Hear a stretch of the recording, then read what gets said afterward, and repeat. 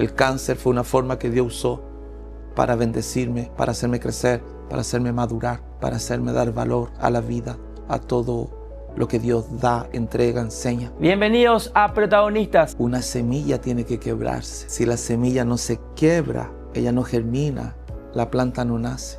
Entonces, para llegar a florecer en el inicio de la historia, tiene que haber un quiebre. Este espacio de Go Multimedios donde charlamos con referentes. Una vara que fue sacada de un árbol y se supone que ya no va a servir para nada, pasó a ser instrumento de un pastor, pasó a trabajar en un rebaño. Y esta vez vamos a conversar con el pastor Víctor Hugo.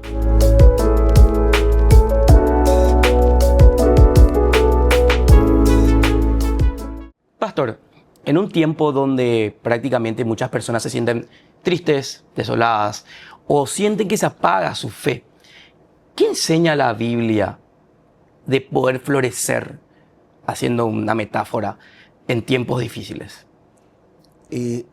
Estamos viviendo un tiempo donde las enfermedades emocionales son la gran plaga. Personas tristes, personas angustiadas, personas afligidas, personas que perdieron el deseo de vivir, el sabor de la vida. Y estamos viviendo un tiempo que el enemigo sabe que él no puede parar tu promesa. Él puede provocar que tú pares. Él puede provocar que tú te detengas. Es la única forma de vencerte. Es yo desistir, es yo parar. Tenemos muchos ejemplos de florecer, de reverdecer. Vemos el ejemplo de Sara, que Dios hizo que su vientre reverdeciera. Aunque Sara ya tenía más de 80 años. Vemos el ejemplo de la vara de Aarón. La vara de Aarón era una vara que por un tiempo perteneció a un árbol. Fuera del árbol, ella no tenía vida. La vara de Aarón no tenía raíz. La vara de Aarón parecía que no servía. Yo hallo tan lindo ese ejemplo porque una vara que fue sacada de un árbol y se supone que ya no va a servir para nada, pasó a ser instrumento de un pastor, pasó a trabajar en un rebaño. Entonces, si alguien le dice a usted, tú no sirves para nada, no te preocupes. Tú puedes ser instrumento en las manos de un pastor, tú puedes trabajar en un rebaño. Y la Biblia dice que cuando la vara de Aarón fue colocada en la tienda de la congregación, porque la vara que floreciera era la señal del hombre que Dios había escogido para ser sacerdote, la vara de Aarón floreció, dio botones, reverdeció y dio fruto. Dios había dicho que solamente la vara que floreciera, mas Dios no es escaso. Dios fue más allá. La vara no solo floreció, reverdeció, dio botones, dio hojas y dio fruto. Entonces, la forma más rápida de reverdecer es entrando en la presencia de Dios. La forma más rápida de reverdecer es estando en la iglesia, congregándose. Porque en la presencia de Dios, el desierto florece. En la presencia de Dios, el vientre estéril florece. En la presencia de Dios, lo que no tiene raíz, florece. En la presencia de Dios, el pobre se sienta con príncipe. En la presencia de Dios, un pastor de ovejas se vuelve rey. En la presencia de Dios, un soñador se vuelve gobernador. Entonces, estar en la presencia de Dios es imposible usted quedar de la misma forma que entró. O va a reverdecer, o va a florecer, o va a crecer, o se va a fortalecer, o va a recibir visión, o va a recibir, dice, algo va a suceder. Entonces, la fe es fundamental, mas esa fe tiene que estar acompañada de otros factores. La fe sin obra es muerta, dice la Biblia. Yo tengo fe, mas también tengo que saber dónde estar. Yo tengo fe, mas también tengo que saber con quién camino. Es práctica. es práctica y es convivencia. Si los especialistas dicen que nosotros somos el promedio de las 5 personas que convivimos siempre. Entonces yo tengo que alimentar mi fe. Quiero reverdecer, tengo que alimentar mi fe. Para alimentar mi fe, voy a orar, voy a ayunar, voy a adorar. Mas yo puedo perder todo eso si mi nivel de convivencia son personas que no tienen fe, son personas que son escépticas, son personas que son críticas negativas. Ahora, yo puedo estar rodeado de 5 personas que tal vez, amigos, nunca fueron a la universidad, no son doctores en teología, no son teólogos, mas son llenos de fe. Mi fe se va a multiplicar. Entonces, ¿quiere reverdecer? Está en la presencia de Dios. ¿Quiere reverdecer? Conviva con personas que tengan fe. ¿Quiere reverdecer? Aprende a caminar con hombres de Dios que caminan bajo la presencia del Señor. Yo creo que son las experiencias que aumentan la fe. Cuando usted habla de reverdecer, de florecer, es algo que yo vivo constantemente. ¿Cómo, pastor? Por la salud, los problemas de salud que he tenido. No digo las luchas, porque hoy entiendo que ha sido una bendición, una forma que Dios usó para bendecirme. El cáncer fue una forma que Dios usó para bendecirme, para hacerme crecer, para hacerme madurar, para hacerme dar valor a la vida, a todo lo que Dios da, entrega, enseña.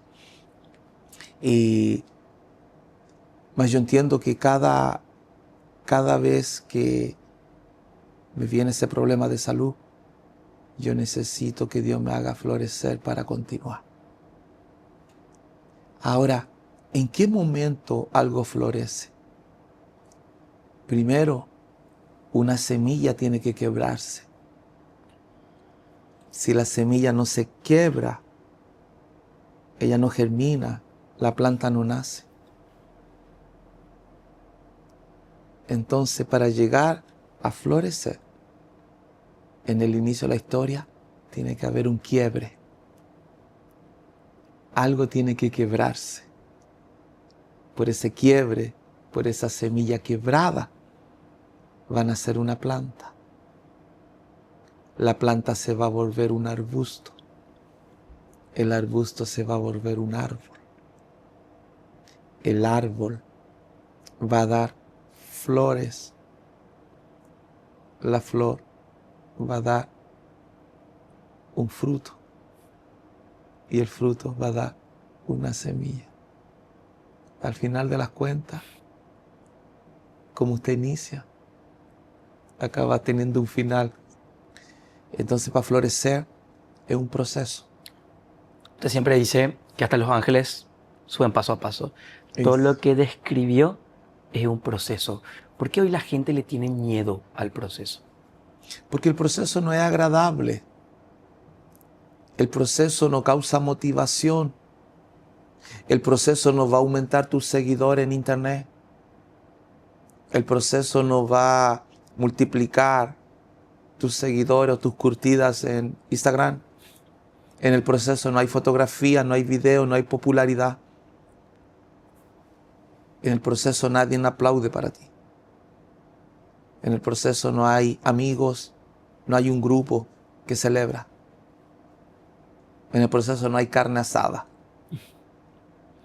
En el proceso tú aprendes que no solo se camina con los pies, a veces tienes que caminar con el corazón. Eso que el corazón no fue hecho para caminar. El corazón fue hecho para sentir. Entonces tú cada paso que das duele. Es el proceso. En el proceso te das cuenta que necesitas que Dios tome tu mano. En el proceso tú conoces de verdad la palabra o la definición de desistir. El proceso no te permite ver el futuro. El proceso te hace ser una autocrítica radical, cruel de ti mismo. El proceso te hace anhelar lo que otros tienen. Nadie quiere el proceso. Por eso Dios revela el destino el propósito. Él nos revela el proceso.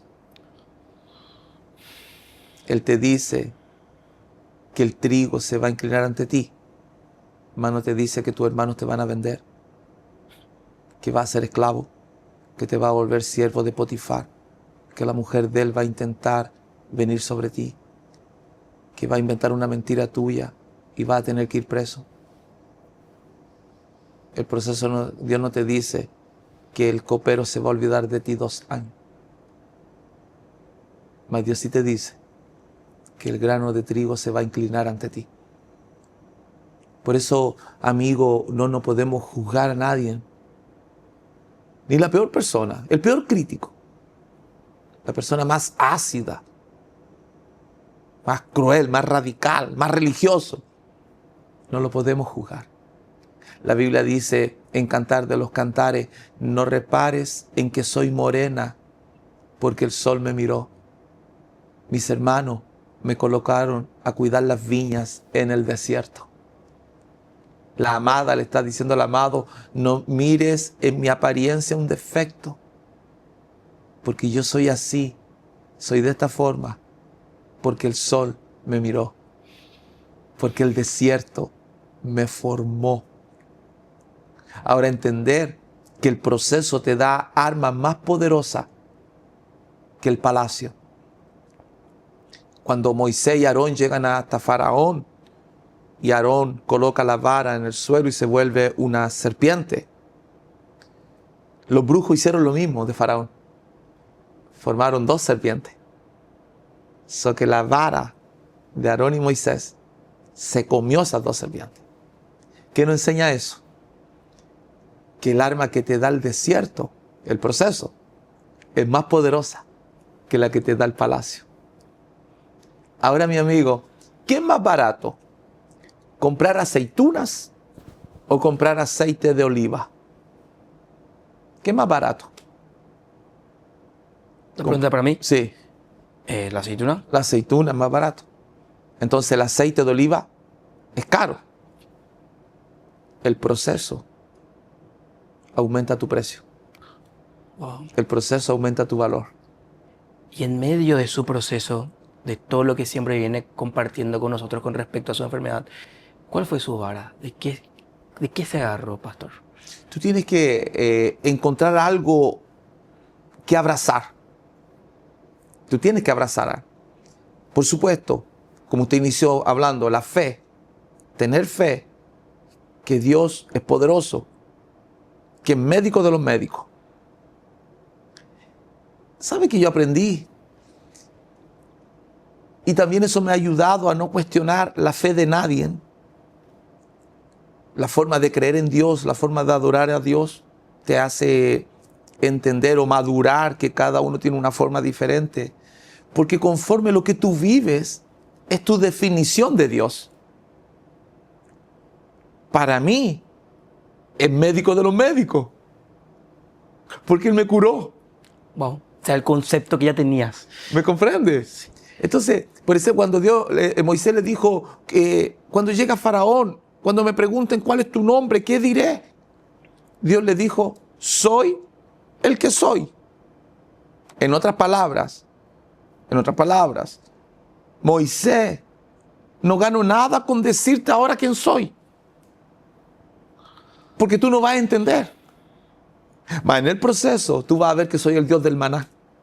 En el proceso tú vas a ver que soy el Dios que da agua de la roca. En el proceso tú vas a ver que soy el Dios que tiene una nube de gloria. En el proceso tú vas a ver que soy Dios que abre el mar. Entonces para muchas personas Dios es dueño del oro y de la plata porque los prosperó. Para otras personas Dios es médico de los médicos porque lo curó. Para otras personas Él es consolador porque en su momento de aflicción lo abrazó. Entonces, primero,